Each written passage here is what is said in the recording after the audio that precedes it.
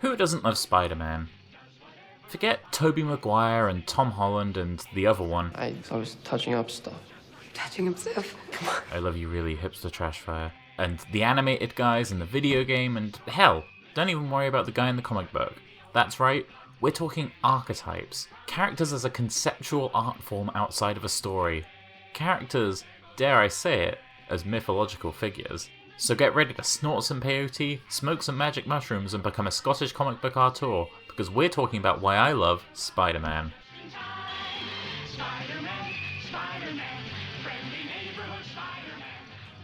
So who is Spider-Man? Spider-Man is a guy in a suit who can stick to walls, he shoots webs, and he swings around the city punching other guys dressed as vultures and rhinos and rabbits and octopuses and cats and scorpions and vibrators and chameleons and old people and sand and fish tanks and daddy-doms and kangaroos and other spiders and flies and sexy cats and hentai and beetles and so many goblins. Why? Why so many goblins? Why is that one sexy? Think it's a good idea to make a sexy femdom goblin. Well, I was fucking one of yous. Disgusting! But Spider-Man is more than that. Spider-Man is also a guy, Peter Parker. Or Miles Morales, but we'll focus on Peter Parker because I don't know as much about Miles Morales because I would rather pour boiling bleach into my eyes than read a Brian Michael Bendis comic written after 2010. Sorry buddy, I liked you in the movie and the video game. Point being, Spider-Man is more than just Spider-Man. Spider-Man is a persona of Peter Parker, a funny... My weakness, it's small knives. Dorky... Peter, what makes you think I would want to know that? Who wouldn't? and ultimately average guy from Queens Stay in school, kids. Stay in school. Otherwise, you're gonna end up like me. This is great. who grew up raised by his aunt and uncle, who became a hero when great power was thrust upon him, and he suffered a tragic loss due to his inaction.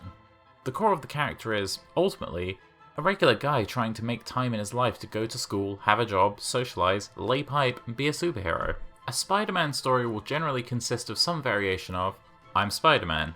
I'm swinging through the city. I'm going to swing over to my friend Harry Osborn's house where literal model Mary Jane Watson is hanging out, so I can both socialise and lay some pipe. Oh no, a guy dressed like a frog is here trying to rob a bank or steal gold or whatever. Better stop him. Now to head to Harry's. Ah geez, it's too late.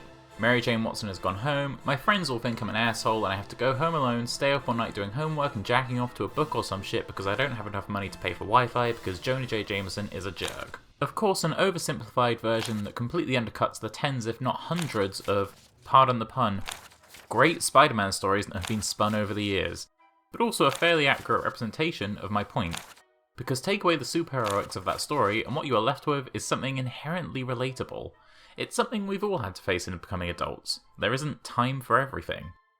Sometimes you can't go to an awesome party because you have to work the next day. Sometimes you're late for work because you've been taking care of a sick friend.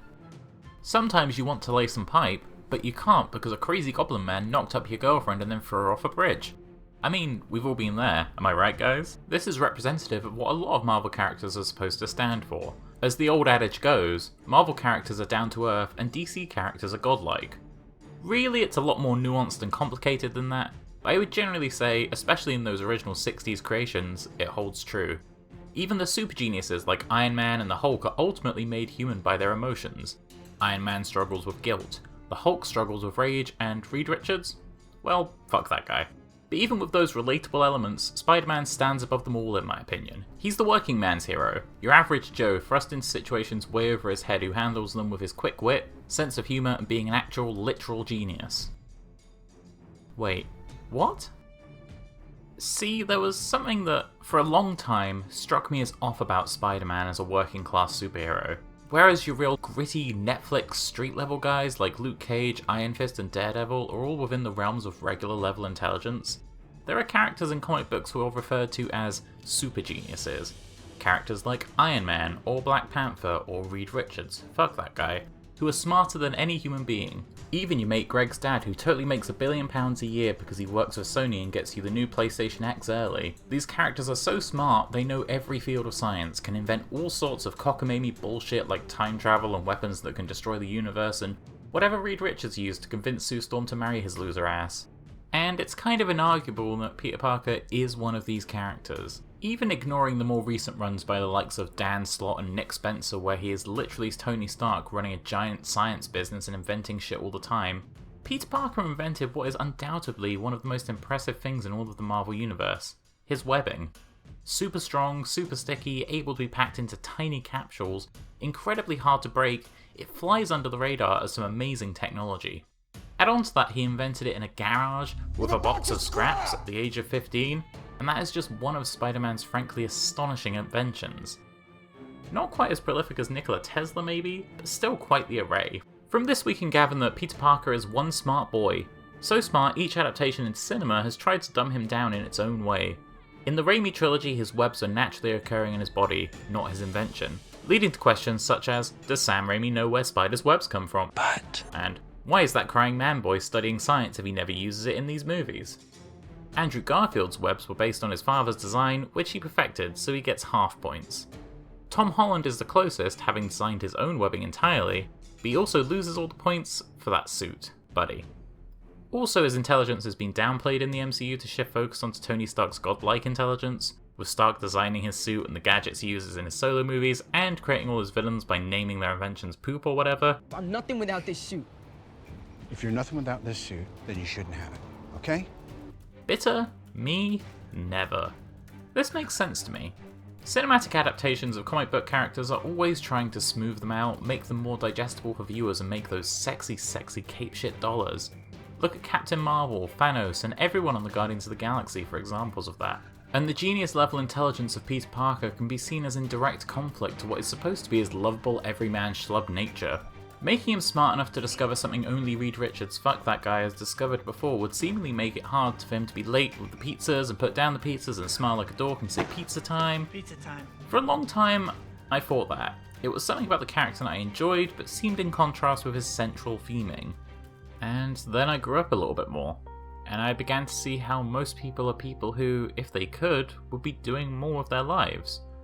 We are all smart in our own ways, talented in our own ways. We're not all geniuses, of course, but everyone has dreams and potential, and comic books are heightened versions of our lives. People become super, and so do their problems. Tony Stark doesn't just drive drunk, he drunk drives $1 million piece of military tech.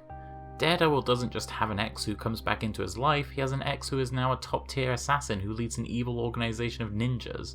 And Spider-Man isn't just a regular working-class guy struggling to balance his work and life and brimming with unfulfilled potential.